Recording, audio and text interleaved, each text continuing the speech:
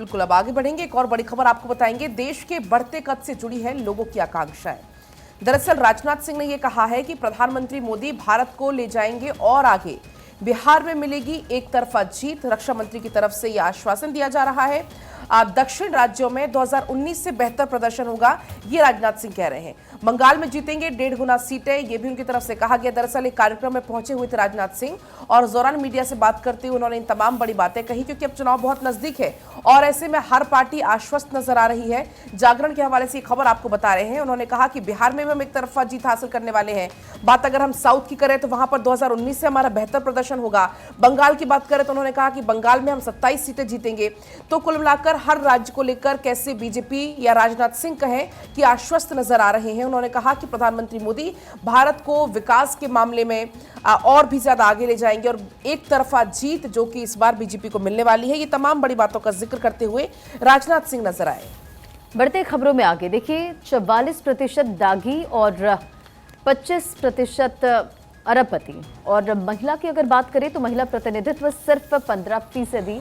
ऐसा है मौजूद लोकसभा सांसदों का हाल। ये आंकड़ा आपको बता रहे थे। नकुल नाथ सबसे अमीर सांसद हैं। प्रज्ञा ठाकुर की अगर बात करें तो तीसरे सबसे कम संपत्ति वाली सांसद है। तो एडीआर की ये पूरी जानकारी, 44% दागी और 25 अरबपति। मौजूदा लोकसभा सांसद का हाल क्या है वो आपको समझा रहे हैं। नकुल नाथ सबसे अमीर सांसद है। प्रज्ञा ठाकुर की अगर बात करें तो प्रज्ञा ठाकुर तीसरी सबसे कम संपत्ति वाली एमपी हैं। और ऐसे भी कई रिपोर्ट मैंने रंजना कई बार देखी है, जैसे कि कल ही मैं पढ़ रही थी कि कुछ सांसद या कुछ नेता ऐसे होते हैं कि जब वो चुनाव नहीं लड़ रहे होते, यानी कि पहली बार उन्होंने चुनाव लड़ा या 2 बार, तो उसके बाद चुनाव लड़ने के बाद उनकी संपत्ति बढ़ जाती है। और बहुत सारे ऐसे हैं जिन्होंने चुनाव मान लीजिए कि पहले लड़ा है लेकिन इस बार वो नहीं लड़े, तो पिछली बार की कंपैरिजन उनकी संपत्ति इस बार काफी कम हो गई है। तो ये भी अखबारों में रिपोर्ट मैंने देखी थी। बिल्कुल। बढ़ते खबर में इस बीच आगे बढ़ते हुए अगली खबर, तिहाड़ जेल में बंद सत्येंद्र जैन की मुश्किलें बढ़ रही हैं। दरअसल सत्येंद्र जैन के खिलाफ में सीबीआई ने जांच को मंजूरी दे दी है। सूत्रों के हवाले से जानकारी मिल रही है। भ्रष्टाचार का पूरा मामला है जिसमें सेंट्रल ब्यूरो ऑफ इन्वेस्टिगेशन ने जांच को मंजूरी अब दे दी है। जेल में उगाही के मामले में जांच अब सीबीआई के द्वारा की जाएगी। इस बीच सुकेश चंद्रशेखर ने लगाया है उगाही का आरोप और इस पूरे मामले में सत्येंद्र जैन के खिलाफ अब कार्रवाई की जाएगी और जांच पड़ताल को आगे बढ़ाया जाएगा। 10 करोड़ की उगाही का आरोप लगाया गया है। तिहाड़ जेल के पूर्व डीजी संदीप गोयल पर भी ये आरोप फिलहाल लगाए गए हैं। सत्येंद्र जैन काफी लंबे समय से जेल के अंदर है। आम आदमी पार्टी के नेता है सत्येंद्र जैन और ऐसे में सत्येंद्र जैन फिलहाल लगातार मुश्किलों के घेरे में घिरते हुए नजर आ रहे हैं। इस खबर के ऊपर चर्चा करेंगे, लेकिन सबसे पहले आपको सीधे लिए चलते हैं उज्जैन, जहां पर महाकाल की आरती हो रही है। आपको दर्शन करवाते हैं।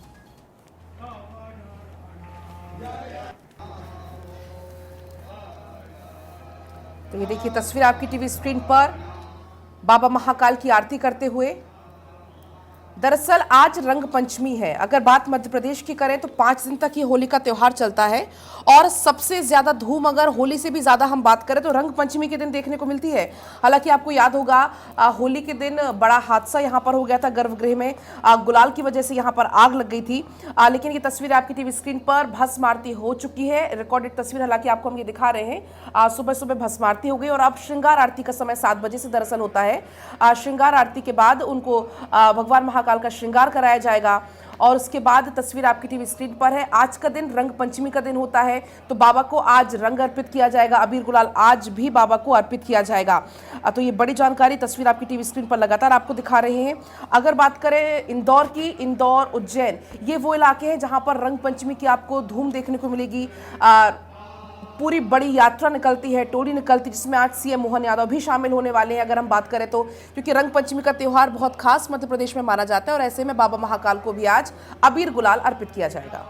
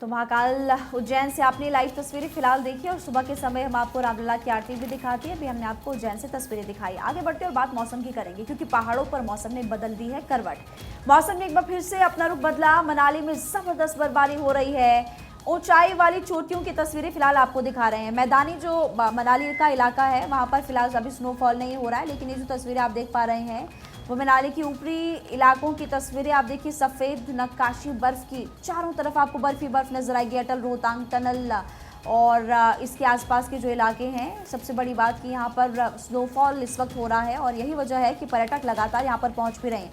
ये एक्सक्लूसिव तस्वीरें आपकी टीवी स्क्रीन पर, और इसी बर्फ की सफ़ेद नक्काशी को देखने के लिए, प्राकृतिक सौंदर्य का लुत्फ उठाने के लिए, और सबसे बड़ी बात कि इस खूबसूरत नज़ारे और मौसम का मज़ा लेने के लिए लोग पहुंचते बड़ी संख्या में पहाड़ों की ओर। और एक तरफ जहां आप देख पा रहे हैं कि जो मैदानी इलाके हैं, बड़े बड़े शहर जो है, वहां पर गर्मियां अब शुरू हो चुकी है, पंखे चलना, एसी चलने भी शुरू हो चुके हैं। लेकिन पहाड़ों पर अगर आप जाएंगे तो वहाँ पर आपको अभी भी स्वेटर पहनने पड़ेंगे, क्योंकि पहाड़ों पर जमकर हो रही है बर्फबारी और चारों तरफ बर्फबारी का ये खूबसूरत नज़ारा भी इस वक्त भारत 24 आपको दिखा रहा है। और मनाली के साथ साथ आपको ये भी अपडेट दे देते हैं कि इस वक्त किन्नौर ज़िला, लाहौल स्पीति, चंबा, ये 3-4 जगह हैं जहाँ पर इस वक्त अभी भी स्नोफॉल हो रहा है। सभी ऊपरी इलाकों में इस वक्त जमकर बर्फबारी हो रही है और इसी बर्फबारी का लुत्फ उठाने के लिए जो मैदानी इलाकों के लोग हैं आप पहाड़ों का रुख कर रहे हैं। तो मौसम ने करवट बदल दी है, बर्फबारी हो रही है और हो सकता है कि अब मौसम बदला है तो मैदानों की ओर भी ये बदलता हुआ मौसम फिलहाल आए। और एक बार फिर से आपको लिए चलते हैं उज्जैन, बाबा महाकाल के दर्शन आपको करवाते हैं। रंग पंचमी इस वक्त आप देखिए, रंग पंचमी पर महाकाल की पूजा, विशेष पूजा अर्चना इस वक्त की जा रही है। और दरअसल महिमा, ये जो आरती हो रही है इसको दत्योदक आरती बोलते हैं। इसके पहले सुबह सुबह 4 बजे भस्म आरती हुई, दूसरी आरती का समय होता है 7 बजे। श्रृंगार आरती बाबा की ये होती है, दत्योदक आरती इसको कहते हैं। और उसके बाद अगली आरती होगी भोग आरती, उसमें बाबा को भोग लगाया जाएगा। लेकिन फिलहाल ये श्रृंगार आरती की तस्वीरें लगातार लाइव हम दिखा रहे हैं। बाबा महाकाल के दर्शन आप घर बैठे कर सकते हैं। जो भक्त बाबा महाकाल के दर्शन करने उज्जैन नहीं पहुंच पाए हैं तो भारत 24 के माध्यम से लाइव दर्शन दत्योदक आरती के आपको हम दिखा रहे हैं। श्रृंगार आरती जिसे कहते हैं, देखिए इसके पहले जो हमने आपको तस्वीर दिखाई थी वो भस्म आरती के दौरान की तस्वीर थी, और अब जो तस्वीर आपकी टीवी स्क्रीन पर है वो बकायदा बाबा का श्रृंगार इसमें किया गया है। और आज दरअसल रंग पंचमी है, तो ऐसे अवसर पर बाबा को विशेष श्रृंगार, विशेष बाबा को यहाँ पर तैयार किया गया है। और जो मोहन यादव हैं वो भी आज का जो कार्यक्रम है, क्योंकि आज का कार्यक्रम बड़ा कार्यक्रम मध्य प्रदेश में होता है, बाकायदा वहाँ पर जुलूस निकाला जाता है रंग पंचमी के मौके पर, और ऐसे में सीएम मोहन यादव भी इसमें शामिल होंगे। और उन्होंने रंग पंचमी पर सभी को बधाई दी है। और देखिए उनको टेशु के फूल का फूल चढ़ाया गया और मैं बता नहीं पा रही हूँ, मैं बहुत एक्साइटेड हूँ। मतलब नेक्स्ट लेवल, बहुत बहुत बहुत अच्छा लग रहा है। बाबा का आशीर्वाद मिला, साक्षात रूप देखने को मिला। मैं सबको रिकमेंड करती हूँ भस्म आरती जरूर देखनी। बहुत बहुत जय महाकाल, जय महाकाल। रंग पंचमी के पावन पर्व पर आप सबको शुभकामना, बधाई। पूरे प्रदेशवासियों को रंगों का यह त्यौहार आप सबके जीवन में मंगल करे। मध्य प्रदेश सरकार की ओर से मैं आपका स्वागत करता हूँ, बधाई देता हूँ। बहुत बहुत धन्यवाद। और देखिए, अब बात होगी आम आदमी पार्टी के जो कैंपेन की, केजरीवाल को आशीर्वाद। ये कैंपेन आम आदमी पार्टी की तरफ से लॉन्च हो चुका है। दरअसल आपको याद होगा जब वीडियो संदेश जारी किया गया था सुनीता केजरीवाल की तरफ से, उसमें जिक्र भी किया था। आम आदमी पार्टी ने केजरीवाल को आशीर्वाद कैंपेन लॉन्च किया है। सुनीता केजरीवाल ने ये कैंपेन वीडियो संदेश के जरिए जारी किया है। कहा कि केजरीवाल सच्चे देशभक्त है, दिल्ली उनका परिवार है। तो ये सुनीता केजरीवाल की तरफ से कहा गया था, अपील उनकी तरफ से की गई थी। दरअसल एक नंबर था, व्हाट्सएप नंबर, वो भी जारी किया गया था। शुक्रवार को अभियान की शुरुआत करते हुए एक व्हाट्सएप नंबर जारी किया, लोगों से अपील की कि सीएम के लिए अपने आप संदेश आप भेज सकते हैं। उन्होंने जनता से इस लड़ाई के लिए भी समर्थन मांगा है। सुनीता केजरीवाल ने कहा है कि गुरुवार को कोर्ट में अरविंद केजरीवाल ने अपना पक्ष रखा, आप सभी ने उनके द्वारा रखा गया पक्ष भी सुना। लेकिन जरा आप एक बार सुनिए सुनीता केजरीवाल ने और क्या कुछ खास कहा। नमस्कार, मैं सुनीता केजरीवाल, अरविंद जी की धर्मपत्नी।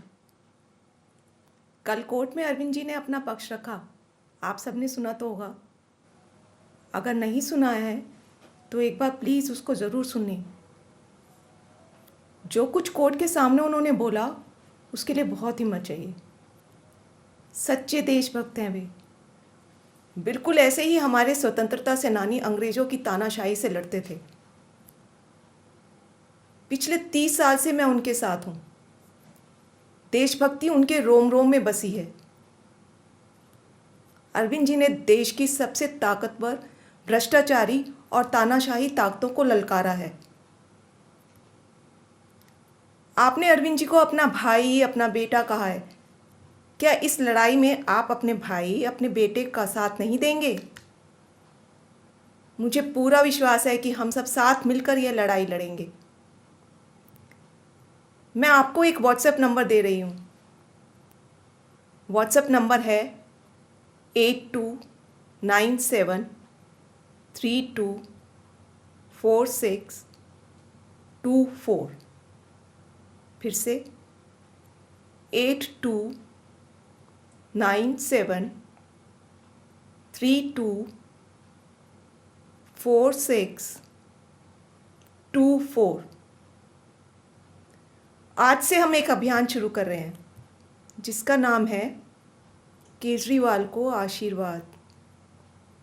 इस व्हाट्सएप नंबर पर आप अपने अरविंद को आशीर्वाद भेज सकते हैं, शुभकामनाएं भेज सकते हैं, दुआएं भेज सकते हैं।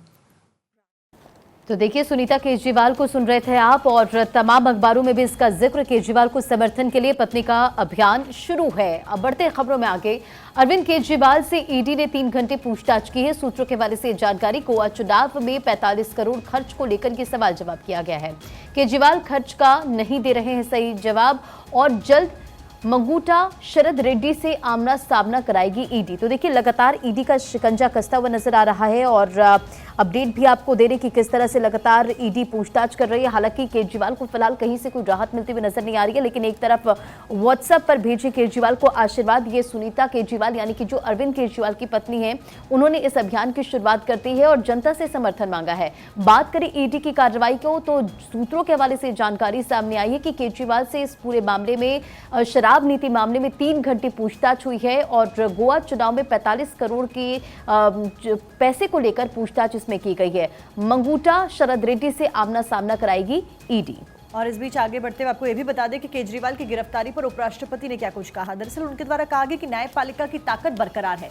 उन्होंने कहा कि जिन्हें लगा कि वो कानून से ऊपर हैं, अब कानून उनके पीछे है। तो लगातार भारतीय जनता पार्टी हुई, केंद्र सरकार हुई, अरविंद केजरीवाल के ऊपर बड़े आरोप लगे हैं। अरविंद केजरीवाल इसी बीच ईडी की गिरफ्त में है। बड़ी बात यह कि हालांकि आम आदमी पार्टी बड़े आरोप बीजेपी के ऊपर यहाँ पर लगाती हुई नजर आ रही है, लेकिन इस बीच उपराष्ट्रपति ने कई अहम बातें कही।